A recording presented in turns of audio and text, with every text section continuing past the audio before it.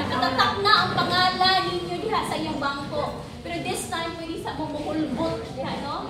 Move forward. Napay vacancies. Dili na pick sa ni Weng. Please move forward. Okay? Abangan na to ang atong pastor. No? Para dili kayo kumusinggit. Dili kayo kumasinggit ba? Praise God. Salamat sa mga kaigsunan nato nga naa sa front seat. No? Salamat sa Lord. And praise the Lord. Sige, keep coming. Yes. Salamat, salamat, salamat, salamat. And we are now down to the last day. Last day of August. No? So, August 31 naman. Last day of August. Praise God.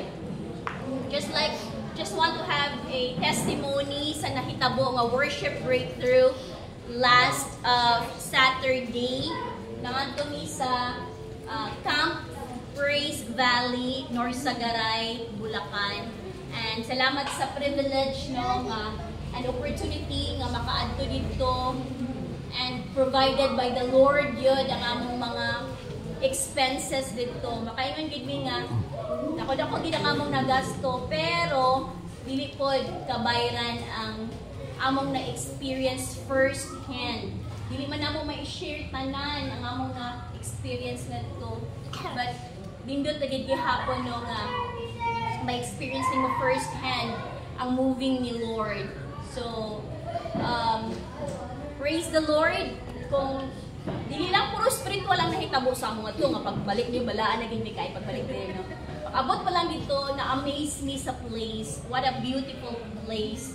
Kanang mura siya o kanang colonnade ba nga naka anak bitaw yung half moon ang iyang stage. Uy, wow. Praise God. So, ayaw hawa na ihapon mo. Praise God. Salamat. Half moon ang stage niya mga kuan. Nagmita gimmick spot na sentro sa stage. Yan namin sa pinakaibabaw. More theater type mga siya. Pero i-declare ang coordinator na ipabalhin ang mga taga-Visayas o Mindanao dito sa front na side. Although dili sa front nga dito nga pagdiring ng front na side.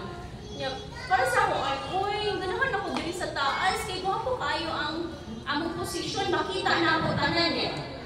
Ang speaker na may dagko kay mga screen. So okay ra gihapon. Ipabalhin ni ko pero mas nalipay ang akong kasing-kasing di ay na-realize na ako nga, may review ng ipabalhin mi dito. Kaya nga, no, klaro ang mga speakers, klaro ang parang, lahir ang impact ko na ako sa front seat. Lahir ang impact ko na ako, wow, salamat sa pa-echo. Impact na, makapamati ka sa pulong sa Ginoo, maduol ka kaysa layo. And then, mayroon ang speaker na magpa-altar call who wants to surrender their lives for Jesus. Dali ka makadagan. Kung naa ka dito sa pinakatuktok, Lord, di na ko mo sa front, dili na lang kung mabuta lang ko, Lord, di. Inani kinangatan ko, ano, sir? Okay, ano mo sa akin? Ha? Okay lang? Ako lang siguro ang nabaguhan. Kaya kalungog na ko akong kuan, tingog. So, pag-ingat sa speaker nga, surrender your lives to Jesus. Naraban mo sa tukaran, diretso, doon kay kung nagpalayo-layo mo, ulang, anong mga nasa likod, lisod na kaya ito sa front. No? So, first hand, and then, pagod sa time tayo ni Pastora Joey, si Pastora Joey is ang youngest daughter ni Brother Eddie, na atong spiritual director, and she is also the vice president of the Jesus is Lord Church Worldwide. So, gusto na ako ni Dave, kasi wala pa muna kaila sa iya. So, tanan, saan po dito ang mga taga-Visayas and Mindanao? Hands up with me. Pwede po ba kayong pumunta sa front? Lila po kayo. Saan kayo buhatin sa ako? Wala lang, nila. Yung mga big screen, di ha? Ipang ana ang mga dagway nga po. Pagkuman, nasa gamay nga speech, dali siya. Sige, ibigay nyo na. So, ibigay mo na ang aming Christmas bonus. Tanan, Visayas, Mindanao, gitalaan yung tag 1,000 pesos. Wow! Grabe na, amazing! And gamay lang ang testimony. So, offering time, the Lord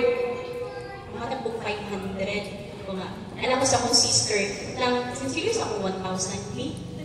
Kaya ka nang maghatag ng offering, kaya akong decide sa akong heart 500. Yan, anang Holy Spirit, alayo, akay ni mo gituan, yan, nag-offer ako 500 sa tanan na imong na-capture ng mga panalangin diri sa kuan, sa camp, tapos 500 ka. So, nikuot ko, 1K. So, at the end of the day, ibalik ang sa Lord ako 1K. Kaya kung tagaan ng bigtag 1,000, I don't know sa mga testimonies sa akong mga kauban regarding ato, but that was my testimony na kung dili ka, offering time na ni, kung dili ka magdumili no, sa paghatag sa buluhan dun sa Ginoo, the Lord knows your heart. Ibalik niya. Sobra pa. Ang dili na kay 1,000 na ako nadawatan nito. Na yung mga ipang-touch na mga kasing-kasing librehon ni paniod to, nga dito sa, kanaan sa inyong lugar ko, wala pa sige, diri na mga wala pa na sa among lugar. So, di pa experience ko ni Anak sa Lord. And so many things. So, I suggest na mo-invest po ta ngayon ana nga manggawas ka din sa atong lungga. No, lagi na sa upcoming anniversary, kung naamoy enough budget, karoon na naman ng October. Maglukat na mo ticket. Pero, kung gusto pa ninyo mapaghandaan yun, this coming 50th anniversary sa Jesus is Lord Church Worldwide, and that will be on 2028. Okay, 47th naman karon. So, 3 years more to go, 3 years matong preparation. Kung gusto mo nga ma-experience na magting-uban o simba sa 1 million katao sa Luneta Grandstand. Ato ng pangandraman. Why not?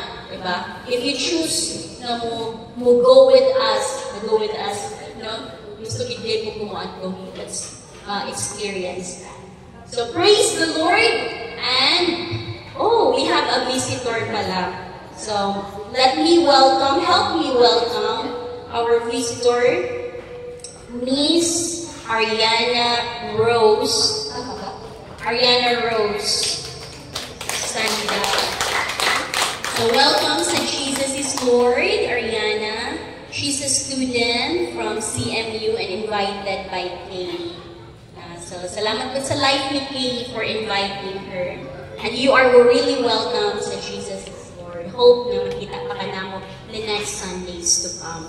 So, again, sa akong ingon kagaina, this is the last day of August and the last day that we're going to talk about sa atong theme, Christ, humility is the answer. Maigsoon, kung naabitaw sa ato ang humility ni Jesus Christ, ang atong kasing-kasing, matunog yun. Ang atong mga kinaiyahan, ang atong batasan, atong espiritu, ang atong kibuot na pagkatao at tubangan sa Ginoo, matunog yun siya. Dili mayabag. Sa mayabag o kasing-kasing, wala din, no? No, we don't want yabag na kasing-kasing. Kaya kung yabag na kaya atong kasing-kasing, hindi na willing magpatudlo. And that's why, salamat sa humility ni Jesus Christ na atong naangkod. Amen? Naangkod ba ninyo? Naaba sa inyong kasing-kasing karon. No? Amen. So pag naan na siya naangkod na to, ang mga tao po na nakapalibot sa ako, makapansin sa anak.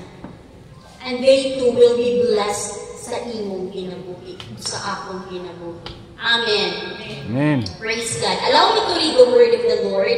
Sa 1 Thessalonians chapter 5, verse 11, in NIV version. So, please bear with me, kaya wala magitay kuryente. So, ito'y matanaw mo, diyan ako, lagi yung kaugalit akong lagway. No? Therefore, encourage one another and build each other up, just as in fact you are doing. Another version, wherefore comfort yourselves together and edify one another, even as also ye do. King James Version ito. The Message Version. So speak encouraging words to one another. Build up hope so you'll all be together in this, no one left out, no one left behind.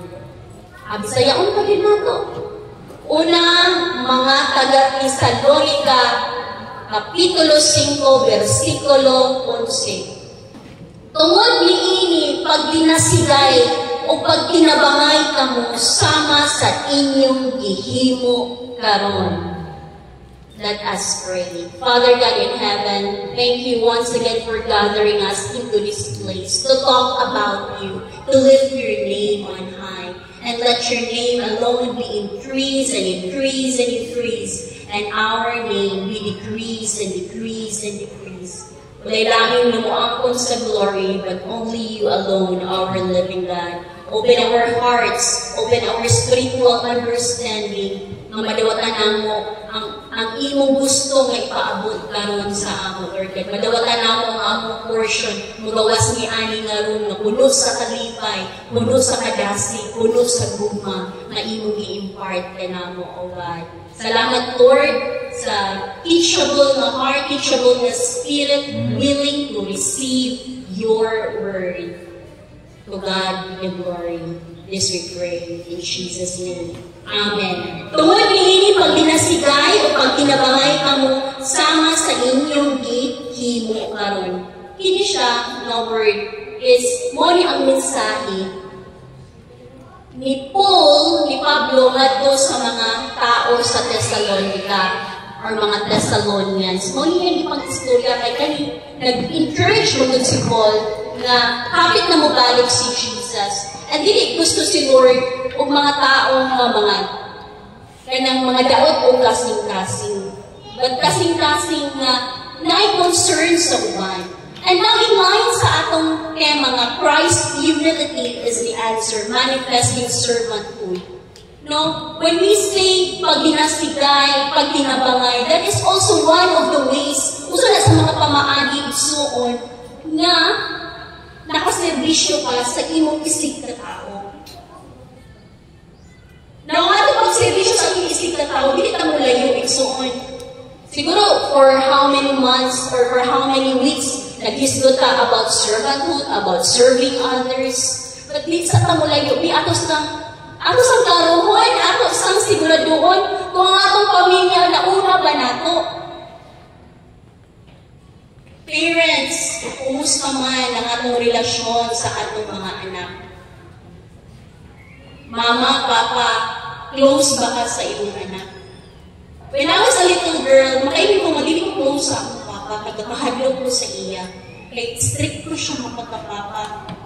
May lang galing ako, he was a man of few words. Hindi ka na siya istorya, pero pag mong istorya, piti ko. Nakahadlungan na mo siya. Yan ang image na akong nakitaan sa iya as my father. Muna, hindi ko close sa iya. Si mama ko na ako, sa sobra ko na ako ka-close. Kailang too much familiarity, of course, kay mama na ako siya. Ano na lang po kung magdasa. Magdasa ko as anak ba? Kaya syempre, close din yung mama. Para sige na siya meow-meow, may baon na, may tubig, may mahugas na plato, pagkana, pagkana. Nasigaw niya, ay, ano kung magkatiyon ay bahala ka niya. Pero pag niya, may mahugas na plato, Perday ko may si Papa. Si Papa ang istorya siya. May lang din mo, pag yung Papa ang istorya. So, makarelate din eh, mothers. Mas makarelate ba ang mga mothers? Pareho ba ang mga mothers sa sarili sa akong mama? No? May lang mo, pag yung Papa, maharong ito, pero sa ako, dili. So, karoon na ito, iksuon. Fathers, close ba mo sa imong anak na lalaki? Close ba ka sa imong anak na babae? Close ba ka sa imong mga apo? No? Ay, Pastor, nag-uwi mo man akong anak. Then, well and good. You have all the time. You have all the chances na bata ka lang. No? Ma-steer up na niyo siya. No? Mamatuto na siya diha kay Lord.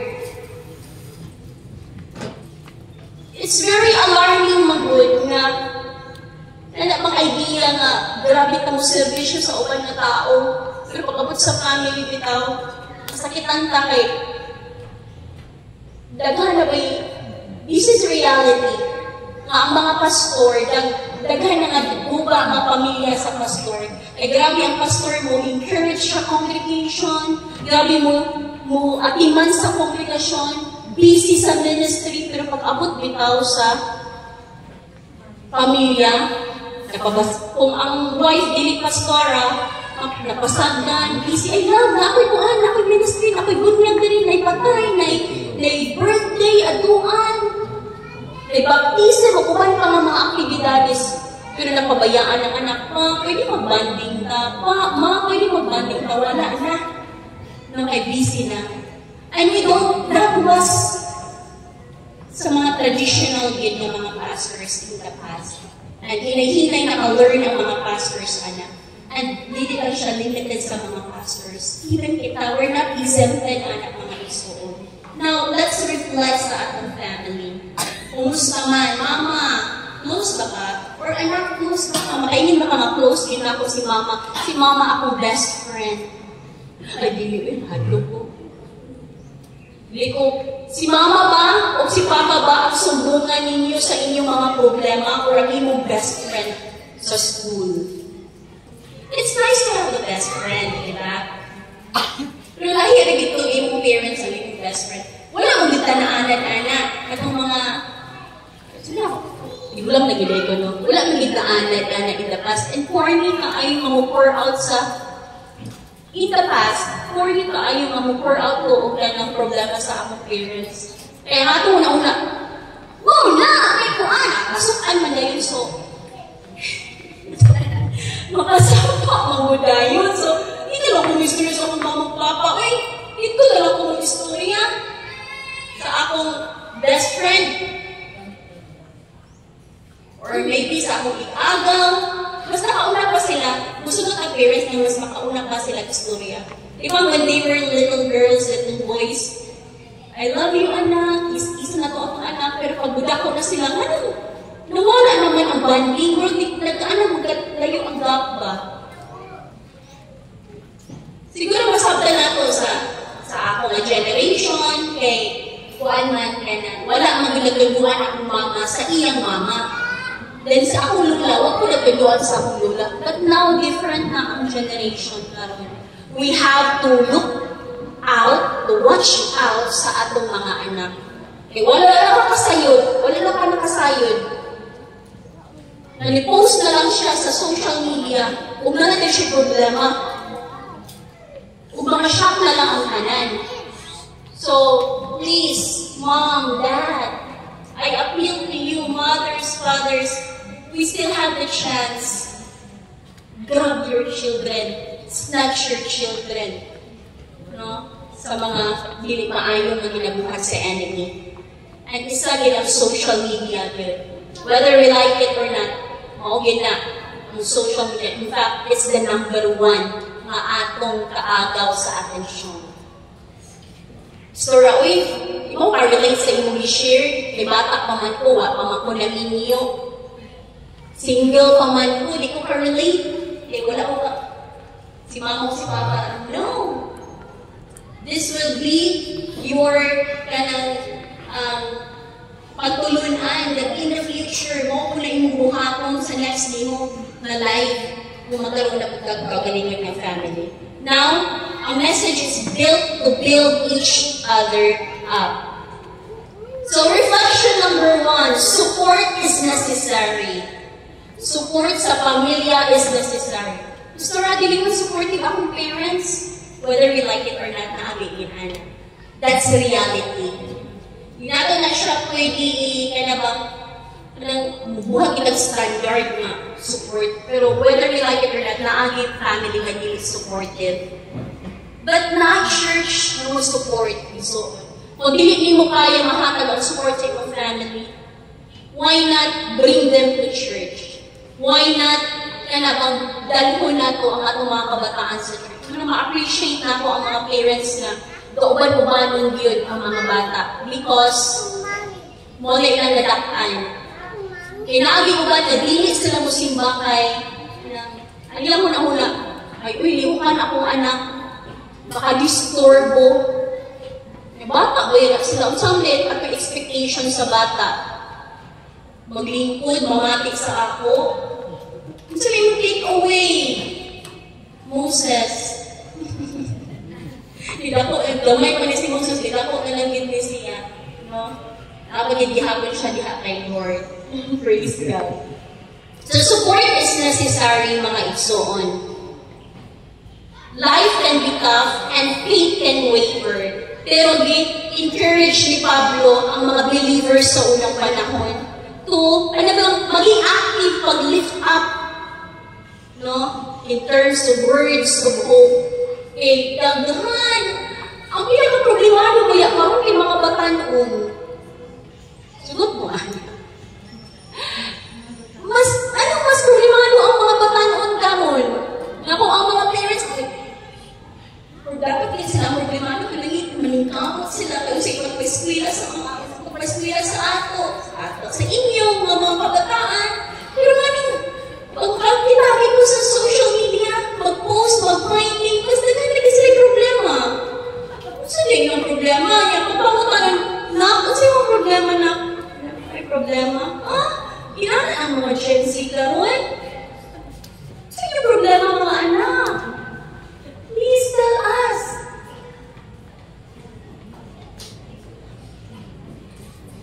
Please tell me. Please tell your mama and papa, please. Ayaw na kanang kulata ba nga lahi pa ang makabalo. No? And as parents, as mom and dads, mga tita, tito, ati, kuya, managang yun na mga igsoon. Yung pagsugot, no? Mama, kung mama ako papa, yung pagsugot. Monitor yun, monitor. Kung ba na ma-appreciate na ako, nakamistry din ng mga moms yun. Moms and dads, monitor yun silang anak.